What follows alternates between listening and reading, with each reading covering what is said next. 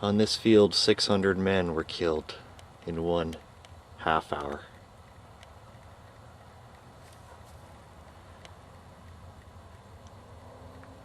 What do you think about that?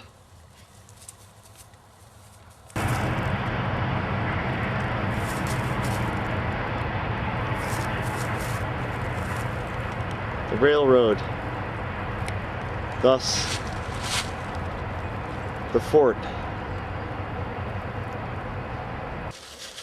Okay, just imagine being a kid growing up in that suburbia down there and having this as your little backyard fort. A real fort from the Civil War with guns still laying around. A real fort. And they play where there's ghosts of Civil War generals creeping around at night. Ooh. Let's go.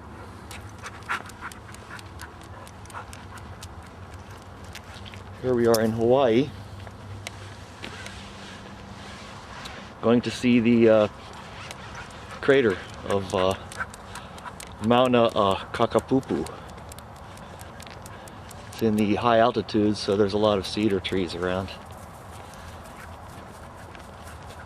I'll show you the crater in a minute. One thing I gotta say about America, it's kind of odd and cool at the same time.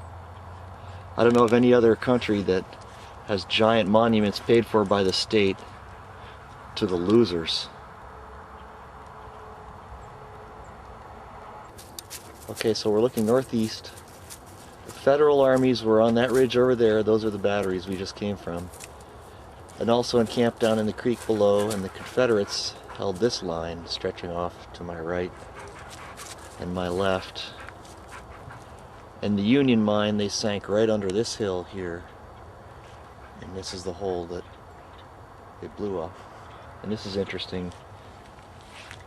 The Confederates were looking for it, so they dug 2 little holes to try and find it and listen for sound. And here's those holes. There's still 2 little depressions in the ground. And if they had just dug it another, 50 yards to the right, they might have hit it, because it was right about under here, I guess. They dug the mine clear down from that gully between these 2 hills up here. And here's the crater. What's left of it anyway.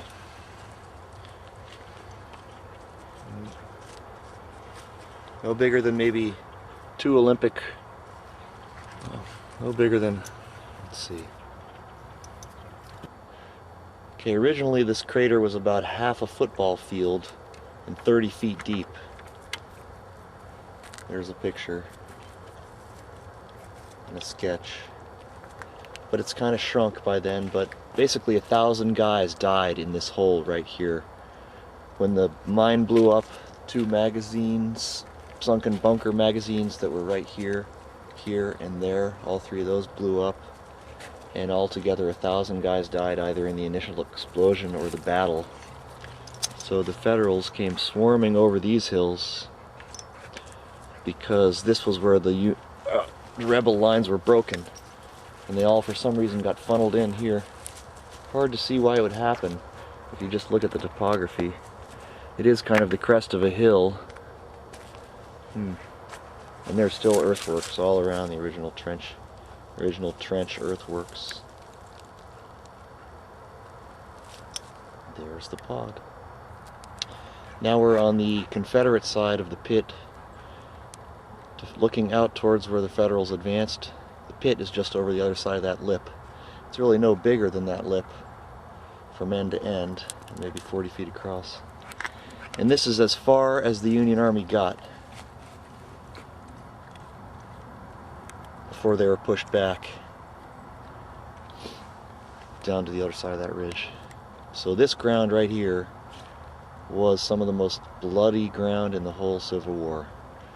We're just on the rebel side of the famous crater of Petersburg, which is over that line. Here we are at, once again, the crater at the siege of Petersburg in the American Civil War. We're walking up onto the crater, walking down the rebel lines. To the left, on that ridge, were the Union artillery positions. And down in that ravine, in the canyon, is as far as the Union could get, and they started their mine down there somewhere. And dug it all the way up and blew up this crater right here.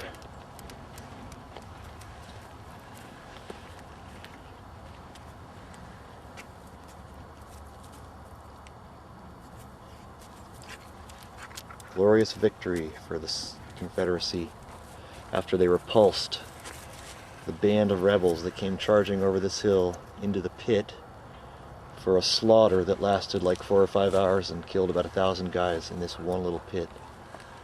Right here.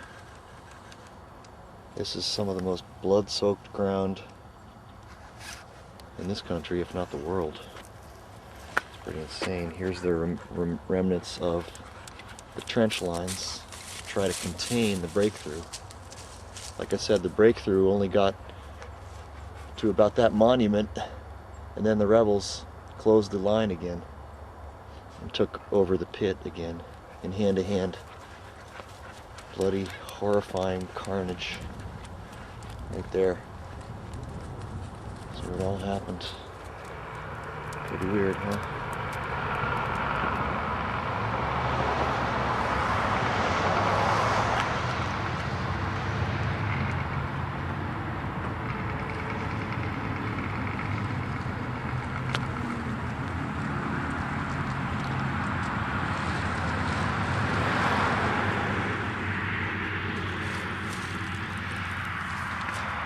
Chancellorsville.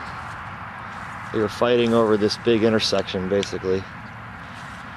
Something like 40 or 50,000 guys were killed in these fields around here.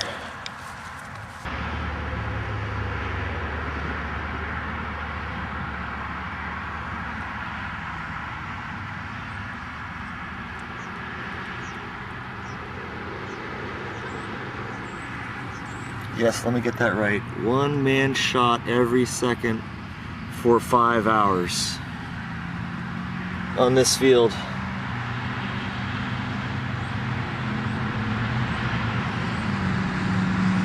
$18,000 men died on this field in 1 day. In 1 day.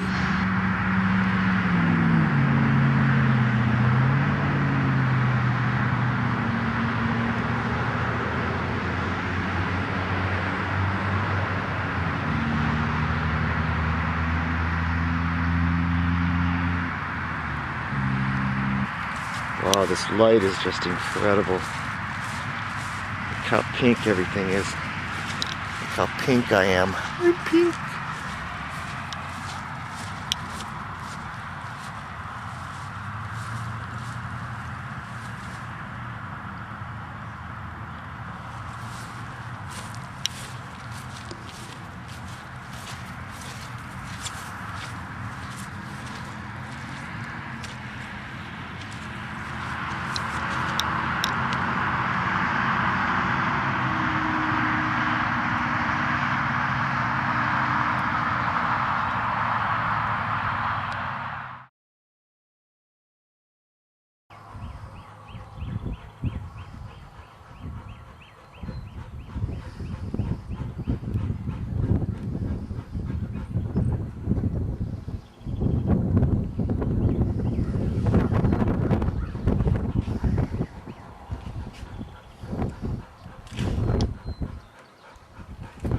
The Antietam battlefield.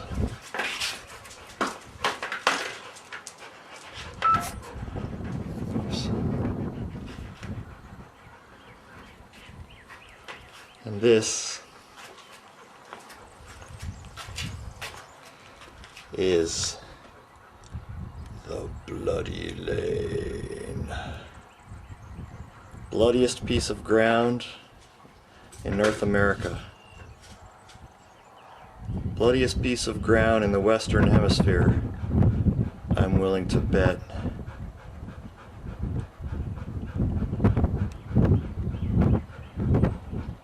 Beautiful, isn't it?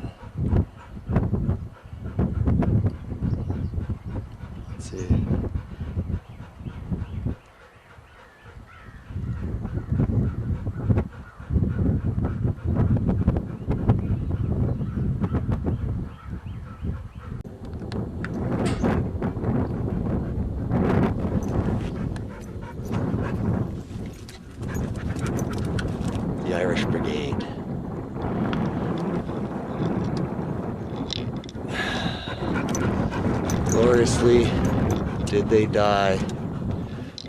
Forever may they live.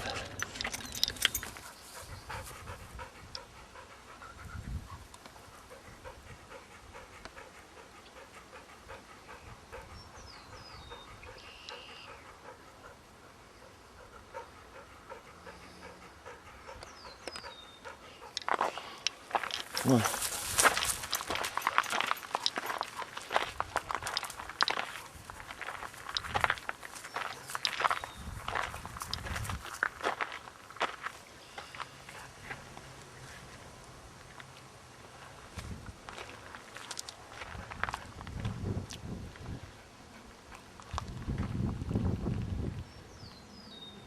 Bloody Lane will remain peaceful for all eternity in honor of the glorious dead who never left it.